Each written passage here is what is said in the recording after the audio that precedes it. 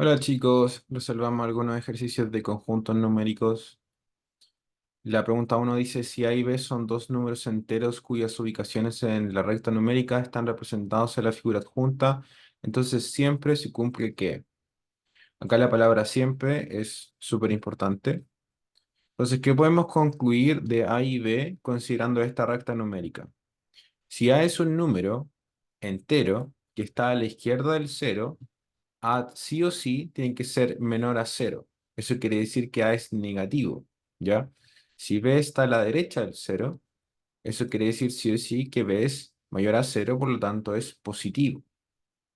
Entonces, ¿qué sabemos de esto? Bueno, si se fijan acá, están realizando operaciones numéricas, multiplicación, suma, resta.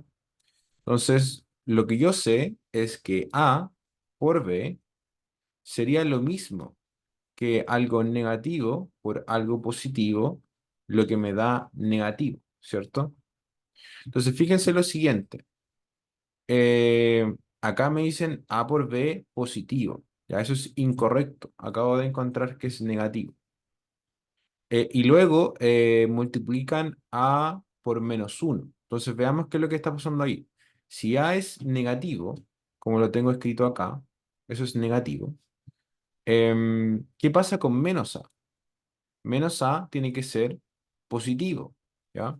Entonces, por ejemplo, si A es el número menos 2, ¿qué pasa con menos A? Ese sería el número 2 positivo, ¿ya? Entonces, A negativo, o sea, menos A, disculpen, va a ser positivo. Entonces, ¿qué tendría yo? Menos A por B. Sería positivo por positivo. Y eso me daría positivo. Por lo tanto, también es incorrecto. La de abajo dice A más B mayor que cero. O sea, A más B es positivo. ¿Podemos concluir eso siempre? No, porque no sabemos cuánto vale A y cuánto vale B. Lo único que sabemos son sus signos. A podría ser menos 100, por ejemplo. B podría ser el número 2.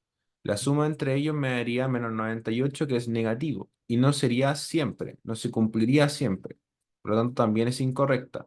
De igual manera, A menos B va a ser incorrecta. De nuevo, no sabemos los valores para A y para B. Pueden ser valores muy grandes, muy pequeños. El único que sabemos son sus signos y que son números enteros, nada más. Fíjense en la letra E. Tenemos A por menos B mayor que cero. Entonces analicemos cuánto da esa alternativa. Entonces sabemos que A por B es negativo, porque A es negativo y B es positivo. Entonces A por menos B. ¿Cuánto daría eso?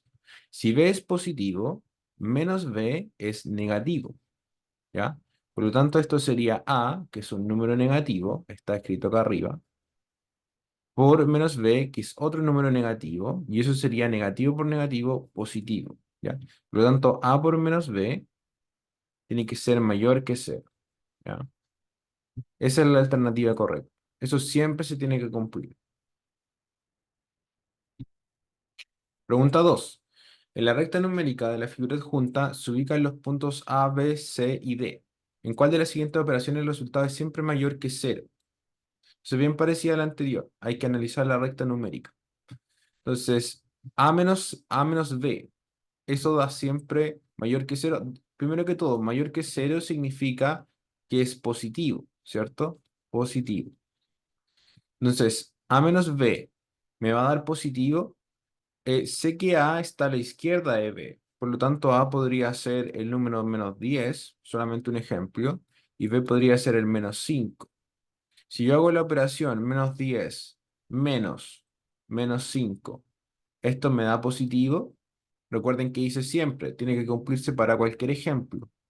Entonces esto va a ser menos 10 más 5. Eso de ahí va a ser menos 5, eso es negativo, no se cumple, no se cumple siempre, no me sirve. ¿Ya? Entonces, después tengo C menos B. ¿Es C menos B siempre mayor que cero? Entonces, yo sé que C es un número mayor que uno, ya por lo tanto, podría ser el 2. Sé que B va a ser un número menor que cero, ¿ya?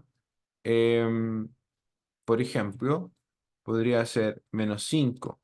Entonces, si hago C menos B esto me va a dar siempre positivo, va a ser 2 menos menos 5. Entonces, fíjense lo que va a ocurrir acá.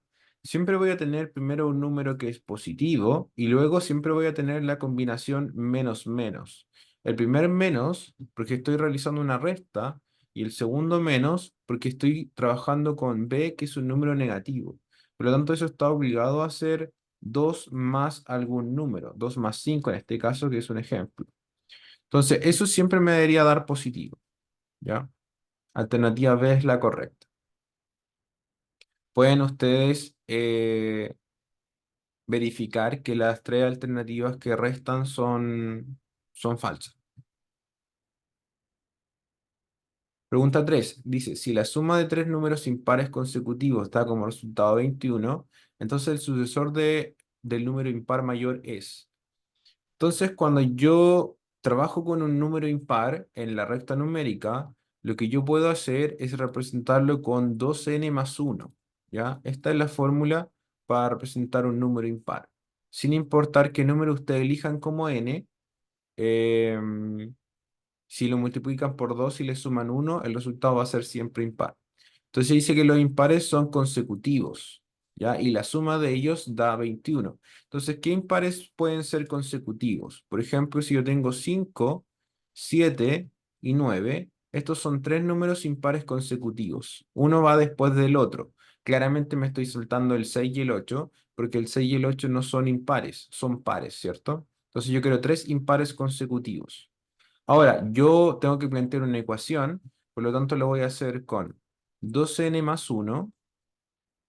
Luego del 2n más 1 va a ir el 2n más 3 y luego el 2n más 5. ¿Por qué utilizo estos números de acá? Expliqué que este va a ser el primer impar, ¿cierto? 2n más 1 siempre representa un impar. Si ustedes se fijan en el ejemplo del 5, 7 y 9, para llegar de un número al otro siempre voy a tener que sumar dos unidades, ¿ya? Por lo tanto, lo único que hice fue sumar dos unidades al 2n más 1. Si ustedes al 2n más 1 le suman dos unidades, van a llegar al 2n más 3. Y si al 2n más 3 le suman dos unidades, van a llegar al 2n más 5. ¿Ya? Entonces, esos son mis tres números impares consecutivos. Ahora los tengo que sumar. Entonces va a ser 2n más 1 más 2n más 3 más 2n más 5. Y acá tengo que saber un poquito de álgebra, ¿ya? Los términos semejantes van a ser los que tengan la letra n, por ejemplo, 2n, 2n y 2n. Y eso los puedo sumar dando un total de 6n. Luego voy a poder sumar los números 1, 3 y 5, dando un total de 9, ¿ya? Entonces 6n más 9 me tiene que dar como resultado 21. Ya lo hice en el enunciado. Eso va a ser 21. Entonces, ahora lo que voy a hacer es, este 9 que está sumando va a pasar al otro lado restando. Esto es una ecuación de primer grado. Entonces, 6n va a ser igual a 21 menos 9, que es 12, y n va a ser igual a 12 sobre 6, ¿ya? El 6 que está multiplicando el número n va a pasar dividiendo, y eso va a ser 2. Entonces me da que n es igual a 2. ¿Qué acabo de encontrar? Solamente el valor de n. Ahora tengo que reemplazar en mi recta numérica. Fíjense que yo tengo la recta numérica escrita como 2n más 1, 2n más 3, 2n más 5. Por lo tanto, la recta numérica, ¿cómo quedaría?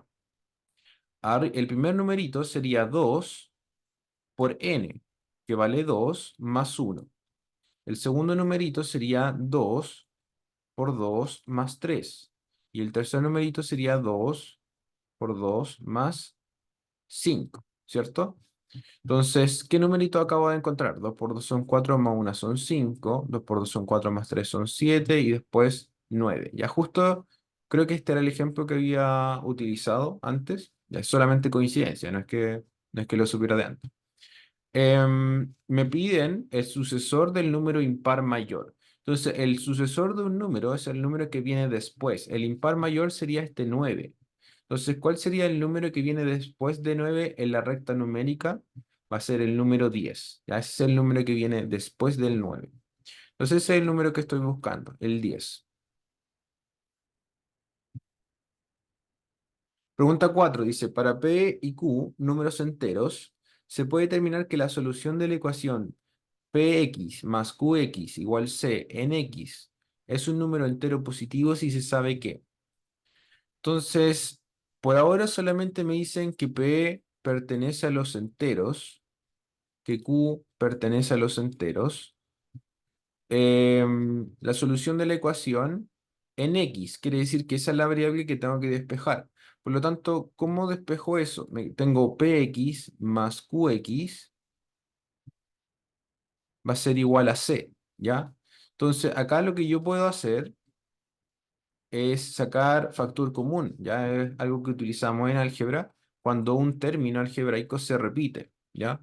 Entonces, en este caso, la x está en el término px y en el término qx. Entonces, saco factor común, adentro pongo p más q, ¿ya? Eso todo igual a c. Y para despejar la x, este p más q está multiplicando la x, por lo tanto va a pasar dividiendo.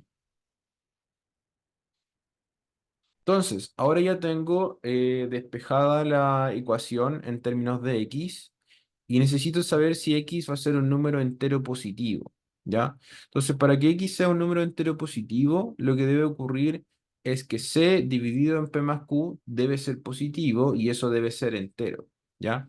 Entonces, acá dice que p y q dividen a c. Entonces, eso de ahí no me entrega mucha información. Lo que yo quiero que suceda es lo siguiente. Si yo quiero que A sobre B sea un número que pertenece a los enteros, como me están pidiendo en el enunciado, necesito saber si A es múltiplo de B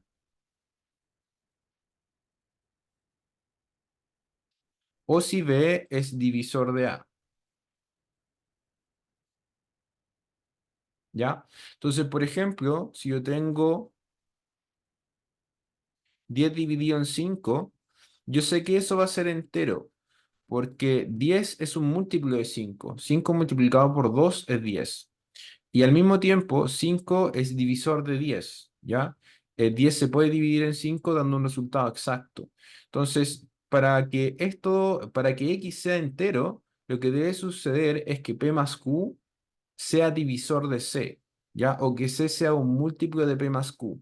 Y con la afirmación uno me dicen que p y q dividen a c, pero no me dice que p más q divide a c, ¿ya? Entonces, este i no me sirve. La idea es que sea P más Q. Si P más Q divide a C, ahí yo puedo afirmar que X va a ser un número entero, porque P más Q sería un divisor del numerador C. Pero en este caso no me dicen eso, me dicen que P y Q dividen a C como por separado, ¿ya? Entonces eso no me sirve. Y la abajo me dice que P más Q por C es mayor a cero. Entonces, ¿de qué me sirve eso? Me indica qué va a ocurrir con los signos. ¿Qué podría pasar si P más Q por C es mayor a cero? Se puede dar el caso en que P más Q y C sean ambos negativos, ¿ya? Ambos sean negativos o que ambos sean positivos, ¿ya? En cualquiera de los dos casos, esta división me daría positiva, ¿cierto? Que es algo que me piden, porque me piden un entero positivo. El problema es que no puedo, con estas dos afirmaciones, puedo indicar que va a ser positivo el resultado, pero no puedo indicar que va a ser entero. Por lo tanto, la respuesta correcta acá es se requiere afirmación adicional, ¿ya? Con estos datos no puedo asegurar que X va a ser un número entero positivo. Sí puedo asegurar que va a ser positivo, pero no puedo asegurar que va a ser entero. ¿Se puede determinar que la expresión xy, x por y menos uno, es siempre negativa? Sí. Entonces, si yo quiero que esto sea siempre negativo, debe ser menor que cero, ¿ya? Acá se me presenta una inecuación, por lo tanto x, y, el menos uno lo puedo pasar al otro lado. Entonces, x por y debería ser menor que uno, ¿ya? Entonces, por la primera afirmación dice que x va a ser menor a cero, por lo tanto me están diciendo que x es negativo. Entonces, el hecho de que x sea negativo me indica que siempre va a ser menor a uno. No necesariamente. Por ejemplo, si x vale menos 2 e y vale menos 100 y yo tengo esta multiplicación x, y, eso me da 200. ¿Es 200 menor que uno? No, no lo es. Por lo tanto, no me sirve. Y me dice que y es diferente de cero. De nuevo, si me dicen que y es diferente de cero, em, tampoco me sirve, ¿ya? Lo único que me están diciendo es que x por y va a ser diferente de cero. Pero de nuevo, podría x ser, cualquier x por y podría ser cualquier otro valor. Por lo tanto, no me va a servir. No me van a servir y voy a necesitar información adicional de nuevo, ¿ya? Entonces, para poder decir que x por y sea menor que uno, voy a necesitar otra información que acá no me están dando en las afirmaciones. De hecho, si en la afirmación me dijeran todo lo contrario y me dijeran que y es igual a cero, este factor de acá sería cero y me quedaría cero menor que uno, que eso es siempre correcto. Por lo tanto, la 0 menos uno daría menos uno y eso es siempre negativo. Pero me están diciendo todo lo contrario. Me dicen que y es diferente de cero. Por lo tanto, ni siquiera combinando las dos afirmaciones puedo llegar a esta conclusión. ¿Ya? Entonces se requiere afirmación adicional. Sea m un número entero para que la solución en x de la ecuación sea siempre un número entero, el valor de m debe ser. Entonces, solucionemos esta ecuación en x, porque me piden solucionarla en x. Primero que todo, tengo que distribuir la multiplicación del binomio x más 2 con el 3 que está fuera del paréntesis. Entonces, me va a quedar 3 por x, que es 3x, 3 por 2 que son 6. Ya, este 5 lo que voy a hacer es pasar multiplicándolo al otro lado. Entonces, me va a quedar 5m, ¿ya? Ahora, lo que voy a hacer es restar este 6 que está acá sumando, va a pasar al otro lado restando. Entonces me va a quedar 5m menos 6. Y ahora voy a pasar dividiendo el 3. Me va a quedar 5m menos 6 sobre 3. ¿Ya? Entonces lo que puedo hacer con esta fracción para poder hacer un análisis un poco más sencillo es separar la fracción. Y me va a quedar 5m sobre 3 menos 6 sobre 3. ¿Ya? 6 sobre 3 es solamente el número 2. ¿Ya? Entonces esto me va a quedar igual a 5m sobre 3 menos 2. Entonces lo que yo quiero es que el valor de x sea siempre un número entero. Ya no me dicen si es positivo, no me dicen si es negativo, solamente que sea entero. X perteneciente a los enteros. Entonces, este menos 2 que está acá no me va a afectar en nada en mi análisis, ¿ya? Por ejemplo, si 5m sobre 3, digamos que 5m sobre 3 me da, me da 12, ¿ya? Digamos que ese número me da 12. Luego, para obtener el valor de x, voy a tener que restar 2, ¿cierto? Bueno, el resultado sigue siendo entero. A mí no me interesa cuánto me da el resultado, me interesa que sea entero.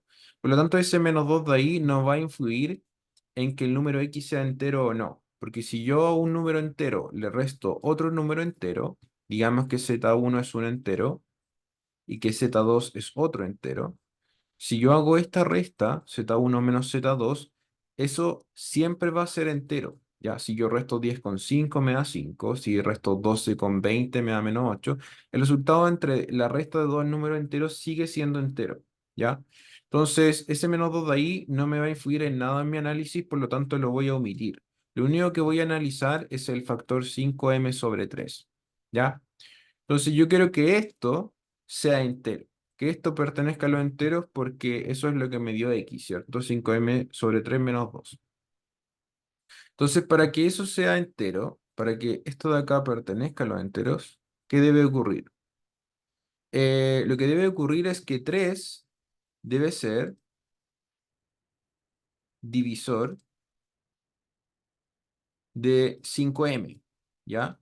Como lo habíamos dicho en el ejercicio anterior, 3 debe ser divisor de 5m o 5m debe ser divisor múltiplo de 3, ¿ya? Eso es lo que debe ocurrir. Entonces acá dice que m debe ser múltiplo de 3. Esa es la respuesta correcta, un múltiplo de 3. ¿Por qué?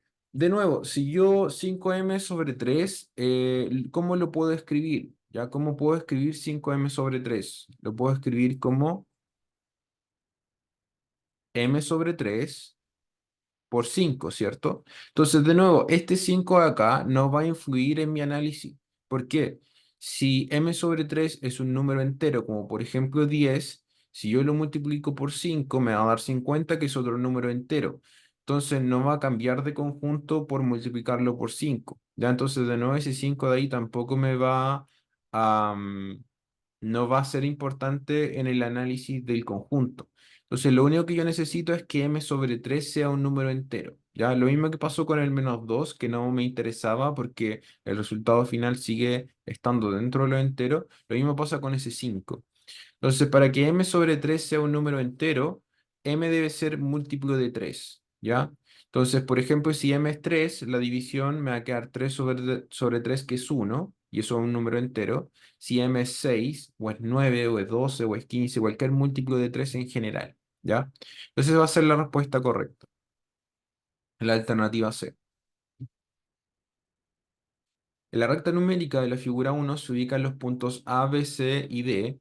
¿En cuál de las siguientes operaciones el resultado es siempre menor que 1? ¿Ya? Entonces, por ejemplo, en A por B, ¿eso va a ser siempre menor que 1? No necesariamente. Eh, no, sí, sí, estaba viendo mal. Sí, el resultado de A por B siempre va a ser menor que 1. ¿Por qué sucede eso? Si se fijan, A es un número que está entre 0 y 1, ¿ya? Entonces A es un número positivo que está entre 0 y 1. ¿Qué número podría ser A? Por ejemplo, un decimal como el 0,85, por ejemplo. Tiene que sí o sí estar entre 0 y 1. B también va a ser un número que está entre 0 y 1. También va a ser positivo. B podría ser, bueno, B es mayor que A, por lo tanto, si A es 0,85, B va a ser 0,92, ¿ya? Entonces, si yo multiplico A por B está obligado a ser menor que 1. ¿Por qué sucede eso? Porque si yo ya tengo un número que es menor que 1, como por ejemplo el 0,85, la única forma en que el 0,85 multiplicado por un número, el resultado me dé mayor que 1, es que b sea mayor que 1. Por ejemplo, si yo tengo 0,85 y esto lo multiplico por 2, ya esto de acá va a ser mayor que 1. Eso va a ser 1,7 si no me equivoco. Pero ¿por qué sucede eso? Porque el número 2 amplifica el número por 2. Ya, eso es como obvio, ¿cierto? Estamos multiplicando por 2. Pero si yo multiplico por un número que es menor que 1, yo no estoy amplificando el número. El resultado final no va a ser mayor que ninguno de los dos factores. Entonces, 0,85 por 0,92, el resultado va a ser un número que sí o sí tiene que ser menor que 1. Ya, porque ninguno de los dos números que yo estoy multiplicando es mayor que 1. Entonces, cada vez que ustedes vean una multiplicación, por ejemplo, 0,7 por 0,5, ese resultado sí o sí tiene que ser menor que 1. ¿Por qué? Porque los dos números son menores que 1. Es imposible que la multiplicación de dos números menores que 1 de un número mayor que 1. Entonces, esa va a ser la correcta, la alternativa A. A por B va a ser sí o sí menor que 1, porque están en ese intervalo. 8. A las 9 de la mañana de un día la temperatura fue de -4 grados Celsius y a las 3 de la tarde de 5 grados Celsius. ¿Cuánto varió la temperatura? Entonces, esto es solamente una pregunta de recta numérica. Ya vamos a encontrar el cero acá. Vamos a estar en -4 grados Celsius. Entonces, desde -4 hasta 0 grados, tienen que cambiar 4 grados, ¿cierto? Y desde 0 a 5 grados Celsius tenemos que avanzar 5 grados más. Por lo tanto, la variación de temperatura es 4 más 5, ya que van a ser 9 grados Celsius. Bastante sencillo, solamente comprender la recta numérica y las temperaturas negativas y positivas. ¿Cuánto varió la temperatura?